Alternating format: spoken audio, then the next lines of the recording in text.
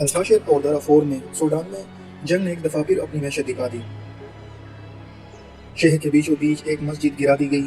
صبح کا وقت تھا، لوگ وضو کر رہے تھے، ابھی وضو کا جو ہے نا خوشبو ہی نہیں پھیلی تھی کہ 2 میزائل آئے۔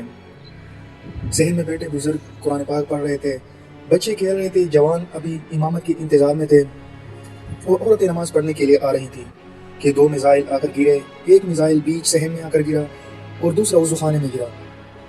بس لوگ وہیں پہ ڈیر ہو گئے جو نماز کے انتظار میں تھے، جو کچھ کر رہے تھے۔ جو عبادت کی چپ تھی وہ یکدم چیخوں میں بدل گئی۔ سارے لوگ ملبے تلے دب گئے۔ لوگ چیخ کر کہہ رہے تھے، کوئی اپنے پیاروں کو ڈھونڈ رہا تھا، کوئی کس کو ڈھونڈ رہا تھا۔ جب امدادی عملہ پہنچا تو ایمبولینس وہاں پہ کوئی نہیں تھی، اسپتال سارے گرا دیے، ساروں کو فرش پہ لٹا دیا مسجد کے، اور امدادی عملہ ہوتا رہا۔